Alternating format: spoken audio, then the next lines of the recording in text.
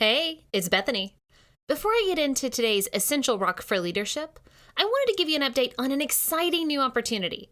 So many of you have reached out expressing how overwhelmed you are as leaders, especially you new leaders out there. I hear you. And I'm excited to tell you about my new on-demand course, Leadership on the Rocks, The Survival Guide. In this online course, you'll learn everything you need to know to overcome overwhelm and implement clear strategies and tactics to 1. Feel confident. 2. Create a great work culture. 3. Develop efficient ways of working. 4. Produce results. And 5. Find harmony between your work and home life.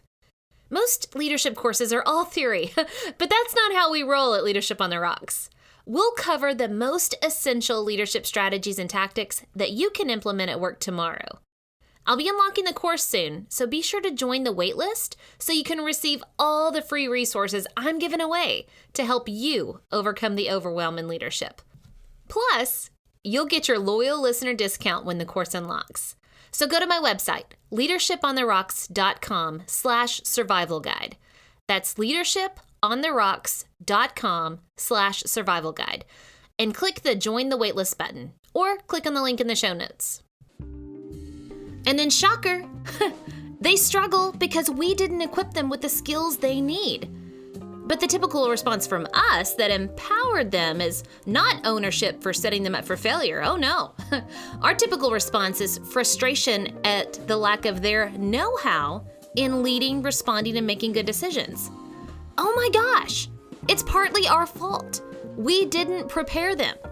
If you want a pipeline of emerging great leaders within your organization, then you need to be intentional in growing them.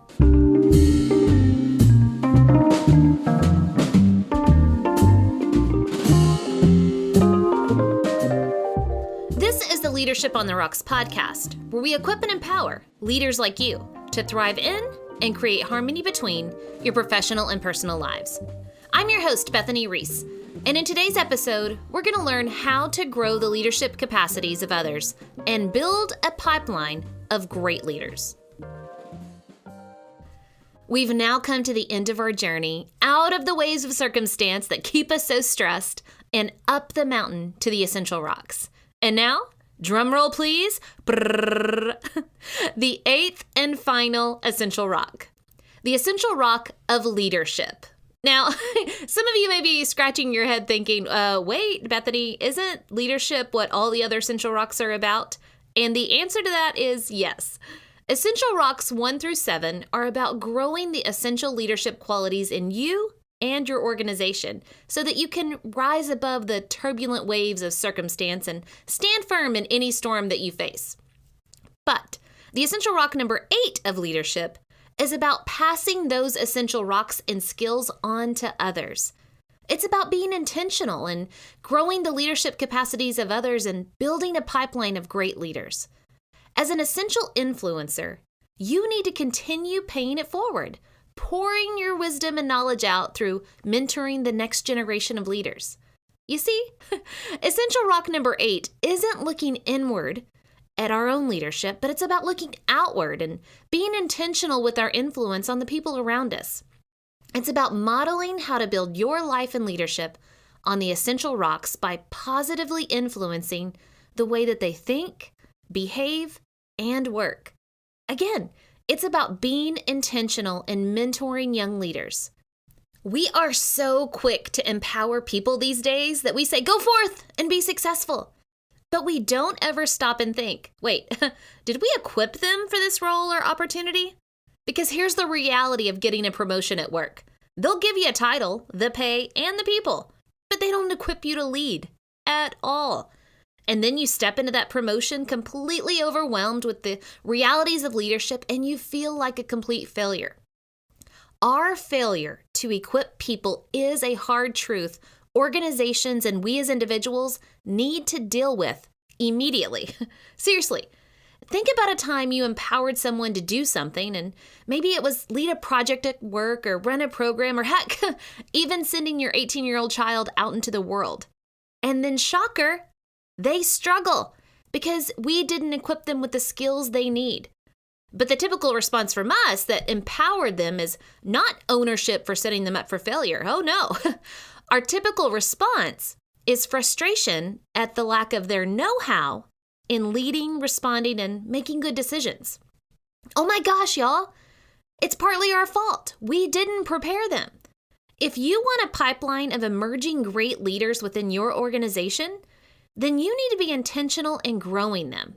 And as an added bonus, the more leadership development and opportunities you have for your employees, the more employees will want to stay within your organization. And heck, they'll even start recruiting other emerging leaders to join them.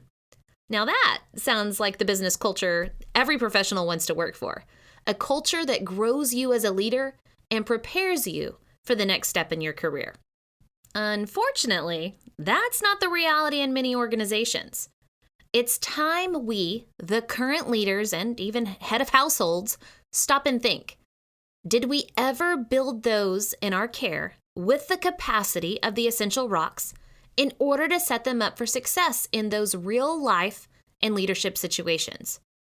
Now, you heard me say in podcast episode 19 about communication that we tend to expect others to automatically know what we know, and we actually expect others to think what we think. Y'all, that's ignorance. We have to clearly communicate and explicitly teach those skills.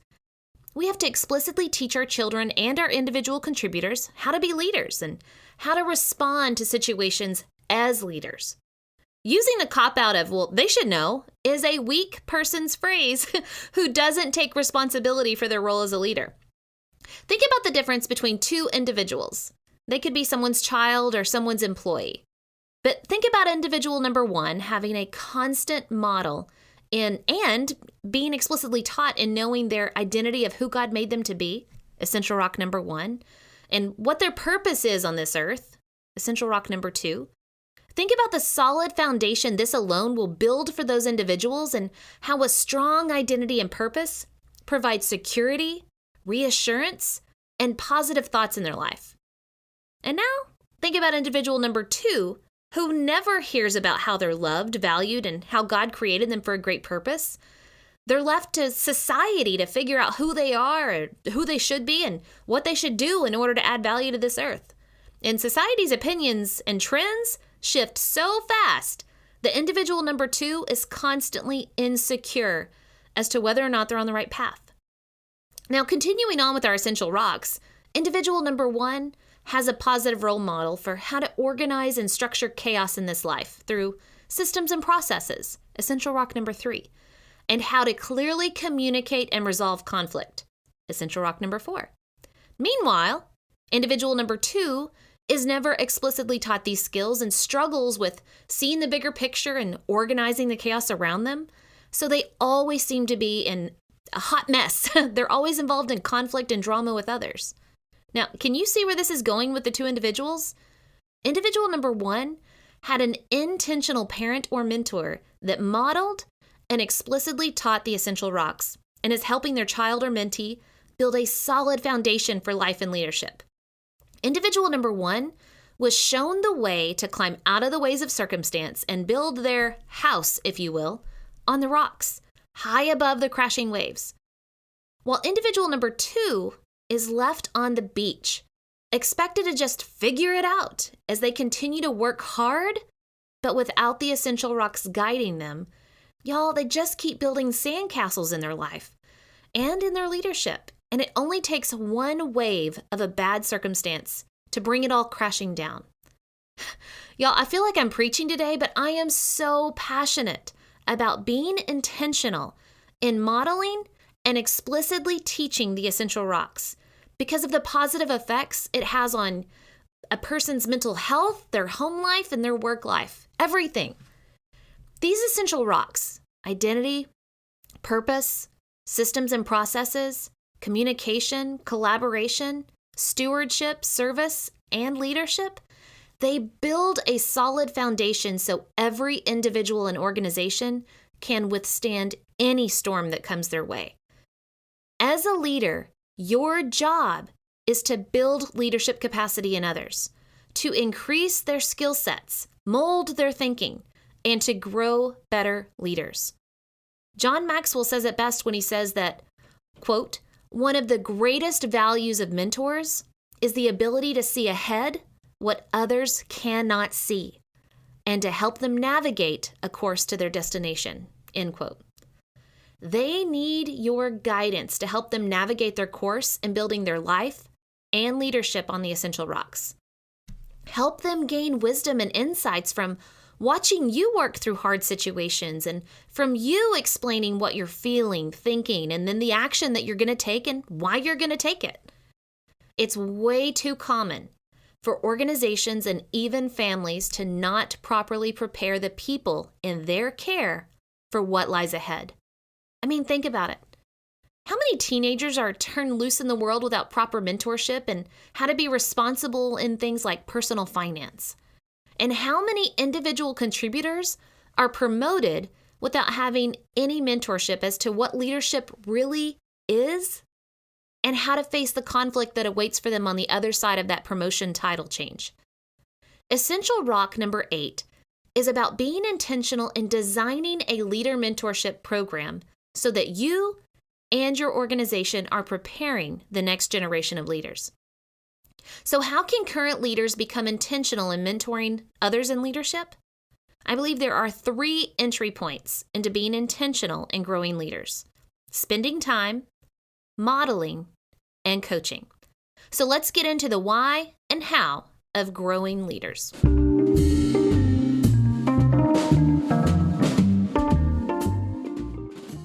The first entry point in being intentional in growing leaders is to spend time with those you want to grow in leadership.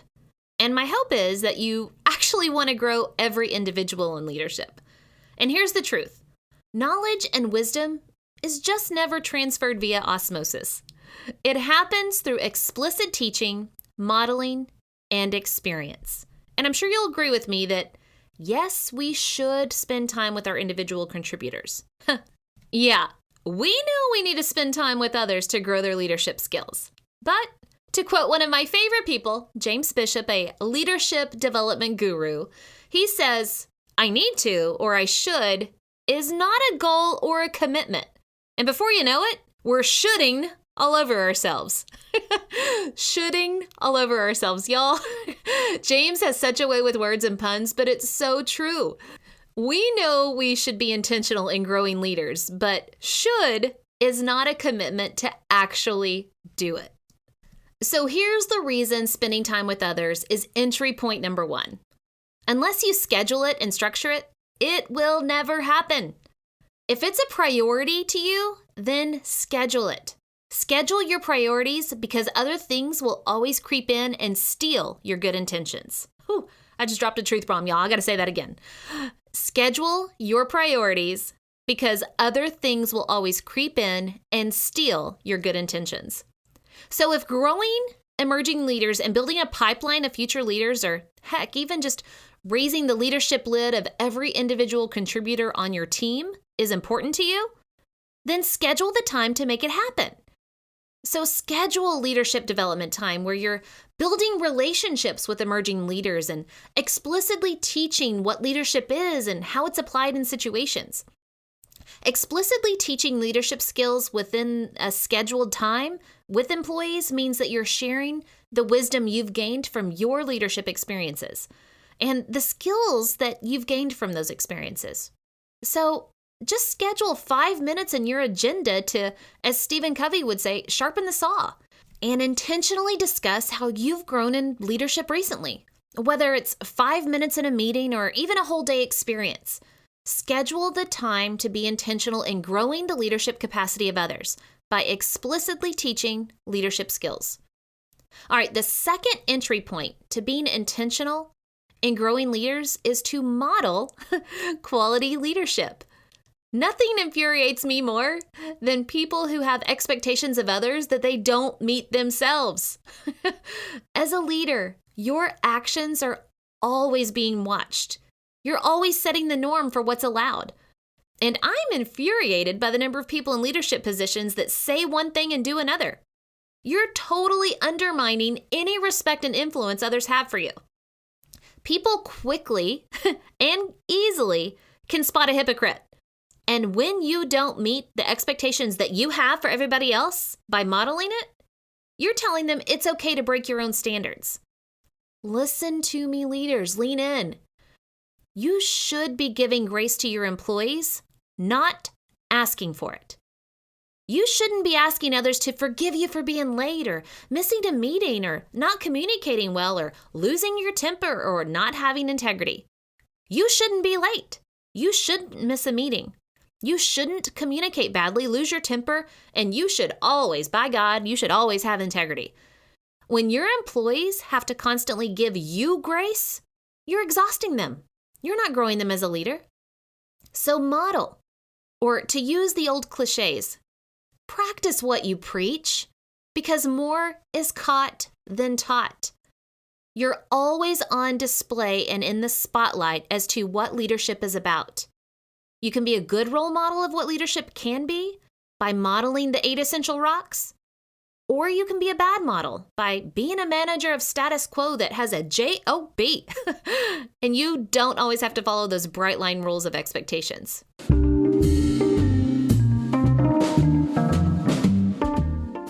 The third entry point to being intentional and growing leaders is to coach for quality leadership.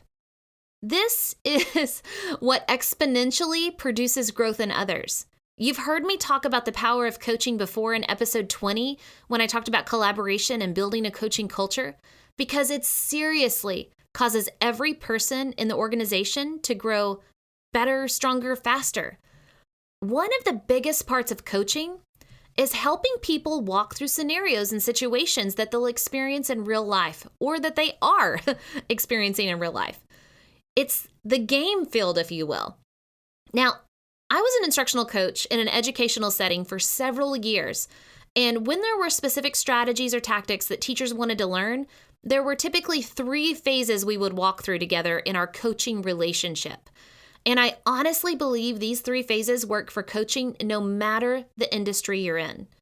Now, the first phase of any coaching relationship actually is level 1 because it's relationship building. And this should happen way before coaching ever happens. So phase 0, if you will, is building trust in the relationship. The other person has to always know that you care for their well-being and that you're never a threat to their identity and value as a person or a professional. So again, we'll call the trust phase 0 because you should have that in all of your relationships. That's where all relationships start, trust. But the first phase of coaching after trust is established is observation, as in the person you're coaching would observe you on the field of play and leadership. In order for them to observe you, they have to be behind the curtain to see those leadership type moments. You need to start inviting them into the room where things happen. Bring them into the room where the big picture planning happens, those leadership conversations are happening, and the hard decisions are being made. Let them observe you going through the thinking processes as you analyze situations through the various lenses. Lenses such as, morals and values, equity, alignment to the mission, how things are going to scale, the big picture, the small details, all of it. Let them see your thinking processes. Our employees don't get to see all the mental work that leaders put in prior to making a decision. So show them. Let them observe how you do what you do and talk them through your thinking as you work. Now, the second phase of coaching is the apprenticeship. Let me be honest here. Most leadership development programs within organizations never do this phase. They never get to it. What most organizations do is invite emerging leaders to a meeting, maybe host a few presentations on leadership, and if you're lucky, maybe you get a question and answer panel, and then they send them away thinking they've inspired these people to be better leaders. Listen to me. Just telling someone something doesn't mean they'll hear it, understand it, internalize it, and actually do it. So random fact, teacher here, right? Random fact. Did you know it takes 8 times of hearing a word or a message for a person to actually memorize it? 8 times. And that's only to memorize it. Again, that's not to be able to do it. Most organizations have one meeting where they say something one time. That doesn't grow leaders. But you know what does? Experience. an actual apprenticeship type experience. An apprenticeship is where the individual is on the field playing alongside a more skilled player. So in reality, that means that they're now delegated leadership responsibilities so that they can practice while still under the supervision and leadership of someone with more skill sets. So maybe they're running a meeting, preparing a big picture presentation for other leaders in the organization, or maybe they're leading an important project. You can now observe them in the field of leadership and provide feedback as they go. And here's a coaching truth that is so incredibly important to remember. You cannot overwhelm the person you're coaching with a list of things to fix or even think about. Chances are the individual already knows what he or she needs to work on, but they just don't know what the next step is. So before you say anything with feedback, before you do anything, ask them open-ended questions to allow them to reflect. What went well? What would you like to get better with? I've coached a lot of people in my day, and the majority of the time, what they want to get better at is exactly what I wanted to give them feedback on anyway. With trust in the relationship, people usually lay down all their cards on the table, and they'll reveal the weakness or insecurities they have. You can provide the coaching advice on the strategies, tactics, or actions that you've seen work well in a skill or a situation that they can grow in, but don't just turn on the fire hose and say, here's everything you need to do.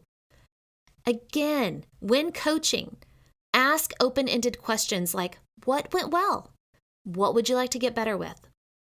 After they respond, you need to always praise what they did or what they're doing well by giving them specific feedback.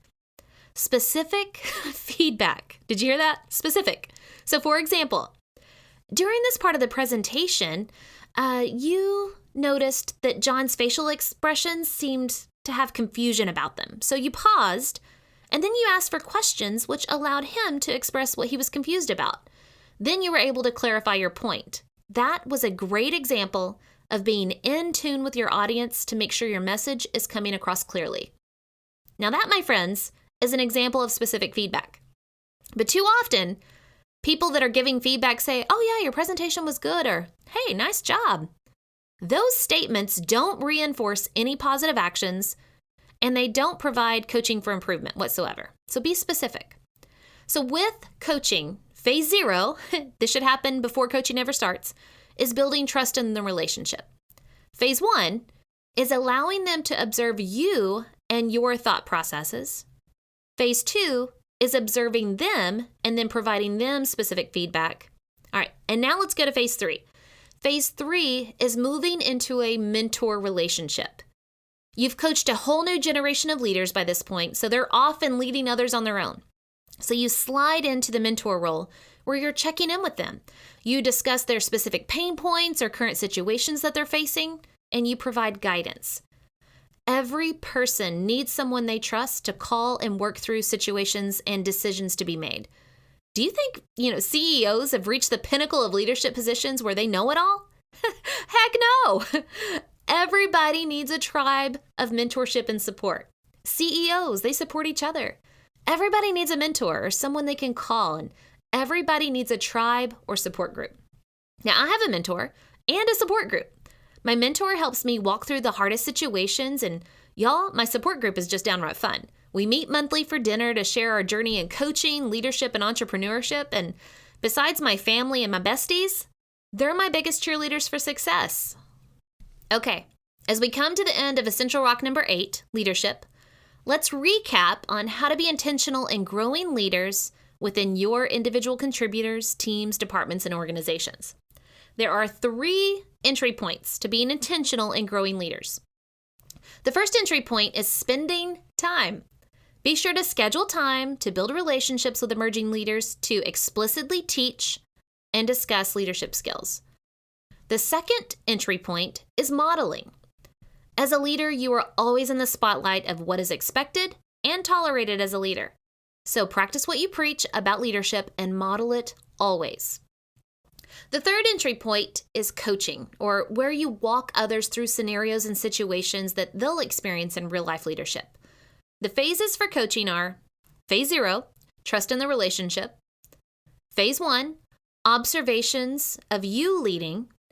Phase 2, the apprenticeship where they lead and you provide specific feedback. And Phase 3, mentorship, where they're your go-to for wisdom, guidance, and support. Here's the truth about the human brain. We have a specific paradigm in how we see the world. And that means that we have a paradigm in what we think leadership is, and it's typically based on what we've seen. And most people's paradigms of leadership is crafted by the leaders they've experienced over the course of their lives, parents, teachers, and bosses. And I'm sad to say that most of the leaders in their lives probably operated under authoritarian rule because that's what was modeled for them and generations before them. This is a generational problem of a lack of leadership. So let's be intentional in changing the paradigm of what leadership is by spending time teaching leadership, modeling leadership, and coaching for leadership.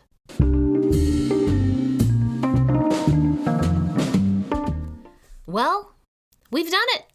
We've covered all 8 of the essential rocks to build your life and leadership on in order to stay on solid ground high above the waves of circumstance that have so many people treading water to survive or drowning from all of the overwhelm. To commemorate our journey, though, up to the mountaintop, let's do a brief recap of all 8 essential rocks. Essential rock number 1 is identity. Identity is a set of characteristics, traits, or beliefs that describe the self or organization. It's imperative that as a person, you know who you are and what you believe and value. This will center your heart and soul for any circumstance you find yourself in. Now, as an organization, it's imperative that everyone who works for the organization knows what the organization stands for and what it values, because they are a representative of those things. Essential rock number 2 is purpose. Purpose is your mission or the reason you exist, and it becomes your compass for how you navigate life. As an individual, remember that your purpose is always bigger than your job title. It's your gift to the world. Now, as an organization, your purpose is a clear mission for what you do and why. And it's crucial to have buy-in from your employees on the mission. Essential rock number 3 is systems and processes. Systems are the how we work, the most essential or important elements, and the processes are the what we do for the work. Systems and processes provide the structure needed to eliminate the chaos in our work and even our home lives, and to provide guiding principles and procedures for what we do and how we do it. Essential rock number 4 is communication. Communication is simply the process of exchanging information from the sender for understanding a meeting to the receiver. And remember, exchanging is an act of giving and taking one thing in return for another. Providing clear communication removes so many of the conflicts and problems that plague our organizations and homes. Essential rock number 5 is collaboration. Collaboration, in the simplest of terms, is the action of working with one another, one or more people, to produce or create something. The culture of how people engage with each other in their work will make or break any strategy you hope to admit. So coach your teams on how to collaborate. Essential rock number 6 is stewardship. Stewardship is the act of taking care of something that belongs to someone else. It's taking responsibility for your decisions and actions and having the hard conversations needed to close the gaps of performance. Essential rock number 7 is service. Service is helping or doing work for the benefit of others. It's about taking action to benefit others. It's how you engage with your stakeholders, anticipate their needs, and respond to those needs. And finally, essential rock number 8 is leadership. Leadership is all about influencing others. So it's about being intentional in growing the leadership capacities of others by spending time teaching leadership, modeling leadership, and coaching for leadership. Until next time, continue putting in the work of building your life and leadership on the rocks, the essential rocks. God bless.